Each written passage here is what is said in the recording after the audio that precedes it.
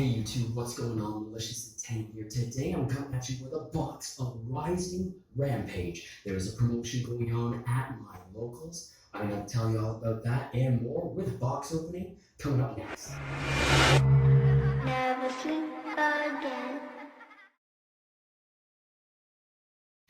So what we did today is we bought a sealed box of Rising Rampage. I don't usually buy sealed product, but look at these beautiful skill drinks. The Lost Art Ultra Rare. My locals had a promotion going on, as did many people's locals. If you spend $30 on sealed product, you will get a copy of the skill drink. So I made a deal. Not really a deal, but I bought a sealed box of Rising Rampage in order to get 2 copies of this skill drink instead of just spending $30 or $40 on some sealed product and only walking away with one of the sealed drinks. So the guy who owns and runs our local OTS store let me have 2 if I spent $100 on sales product, even though it's technically one per customer. So I'm just opening this box now with my beautiful knife that's having my tackle box. And hopefully we're gonna pull something good. Maybe a prismatic rare, maybe Apollousa. Apollousa would be great because I would get my money back for opening this box, get the $100 I spent back, especially since I don't think I'd be running the Apollousa, I'd just sell it. So we're just gonna jump right into the box.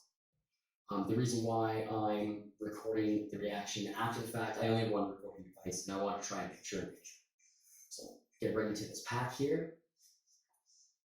I really don't know how to fill the filler. We got some commons, one of those rods, that's fine. I think we pulled 2 of those in this box. So we got some more super rare, not too bad, not too shabby. And we got this little print 10 card. Again, as I was saying, I'm not sure how to fill the filler now that I'm attempting to do a recording after the fact. It would be better if I had 2 recording devices, one with my reaction, one focusing on the opening of the box. But this is what we're going to do for now until I obtain a second recording device, which I plan on doing soon. So this second pack, just shifting through the comments here. Ooh, and we pulled the big core. Level 10 monster, I believe. If you control no monsters, you can special summon this card. Really good for that level, I think it's level 9. Really good for that spam level 9 spam. You can overlay into some ridiculous cards. We also got the Future Visions, and the rest of the comments there, onto the third pack. Again, the reason I did this was to get those 2 ultra rare skill drinks. I tried to buy them online for the last 6 months from Canadian sellers, and no one had it, honestly. And no one at my locals, some more, and a 10. That's the better of the silver print 10s, I believe. That's also splashable in other decks that I've seen played on Dueling Book. But yeah, I usually buy from Canadian sellers online. The reason is using TCG and Trolling Toad in the last 6 months, I was hit with customs 3 times in a row. I think it was like $27 in customs on a $60 order, and then like $18 in customs on a $47 order. So I'm no longer going to be buying from TCG, Player, and Trolling Toad. I actually just want to open this skill drink right now, get a better look at it, even though I'm already a few packs in. This thing is absolutely gorgeous. I'm not sure, I can't remember what the original art of this card was. This is called the Lost Art. Maybe that means it's back to the original art. I don't have a skill drain, a PSB or whatever skill drain is from. I don't have another one to compare it to compare the 2 arts, but this is the Lost Art. Here we got another super rare, a Vidya, I believe. Not a very useful card, unfortunately. At least in the decks we're playing, not entirely sure what it does. But I digress. On to the 5th pack, I believe. Where we go for now? So, sift through these comments. Oh, I'm a princess. Blue Slug. That's not a bad card. I believe that retails for $12 Canadian right now. And that's a pretty good pull. That's the card people want. Then I also got a Monk of the 10-Yi. 10-Yis are actually pretty fun. My buddy Dueling Book Lockness, he was playing 10-Yis, I think it was last night. And he was actually doing pretty good. He stomped my Hakai's, which is the deck I've been testing for the last month, with 10-Yis. Oh man, Marincess Ultra Rare and Marincess Wave. That is a sought after card. Only $8, but still pretty good.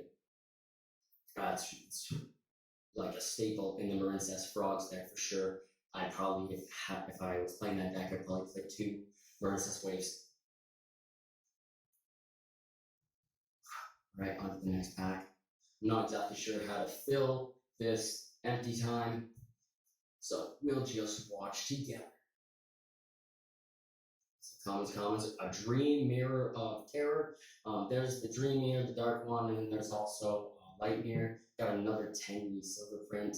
I'm not really keen on the Dream Mirror field spell deck, where on the end phase you can switch out the dark mirror for the light mirror, which gives the effects to the light and the dark monsters. It's a fun little game mechanic that they decided to bring out, but it's actually probably like tier 4, not very competitive. Maybe when they release more. Oh, there's some more of darkness, so that's the better of the some more cards, I believe, excluding the old dark some that your opponent cannot, actually maybe both you and your opponent cannot set cards while it's on the field. 2700 Dark Beater. That is a new Dark Simor card, not a reprint of that one we just spoke about. But it's pretty decent for the Simor deck. Probably play 2 of those and 2 of the other one. Oh man, this card is so good. It makes the Grenmajou de Isa deck just explosive. It actually brings that deck from like a tier 3, tier 4 consideration all the way up to tier 2, where you can drop like normal summon of 5,000, 6,000 Grenmajou using using the Gizmex and the Pot of Desires and Eater of Millions to fuel your Banish pile. I play 3 Pot of Desires in that deck. Extravagance as well is playing that deck at 3. It's just a bunch of increase the count of your Banish pile. I got Dream Mirror, the light monster there. Not a bad pull. But again, I don't think that deck is very viable right now. At least this is its first wave of cards. So maybe it could become a decent tier 2 deck, the rogue option. But again, the potential to open dead hands is just way too high.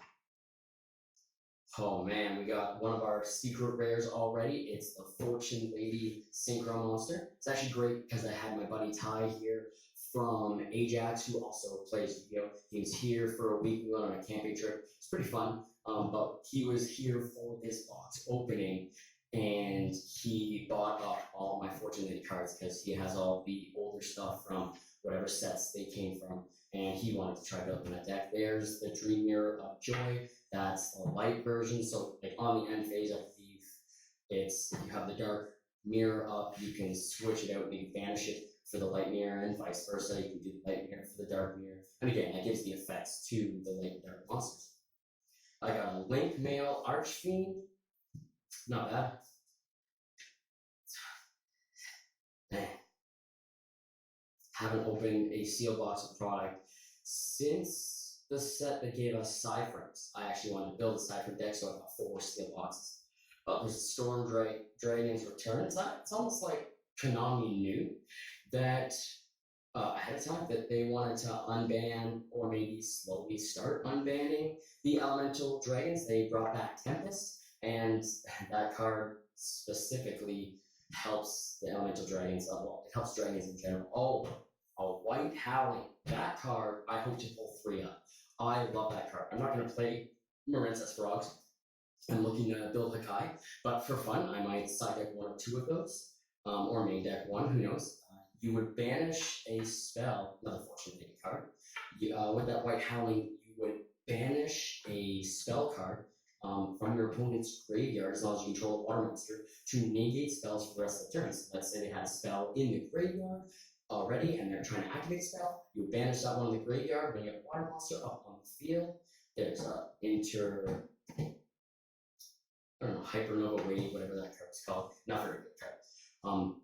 But back to the White Howling, you would banish that spell in your opponent's grave in response to an activating spell, and then you make the spell they just tried to activate, and spells for the rest of the turn. They cannot activate spell. So pretty decent card.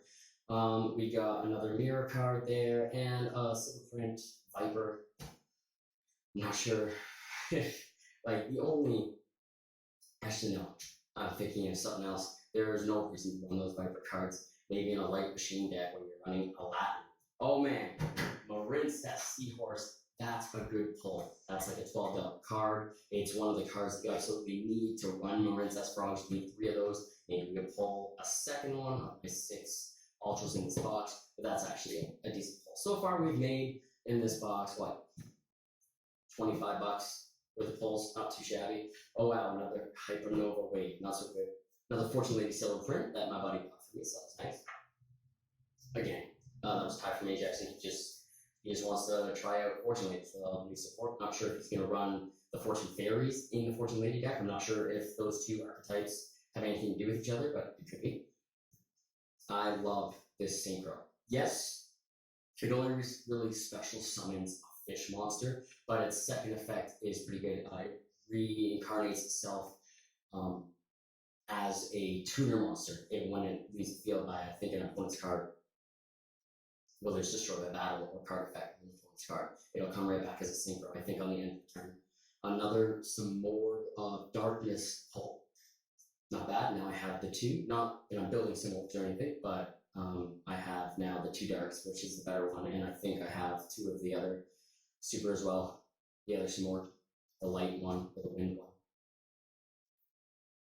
All right. Oh, we pull the Hitot and another 10 rare. Okay. Where'd all my packs go? The box is empty. I didn't really make my money back on this box, but if you consider the fact that those skill drains, I looked them up now, it's been a couple weeks since they've been out.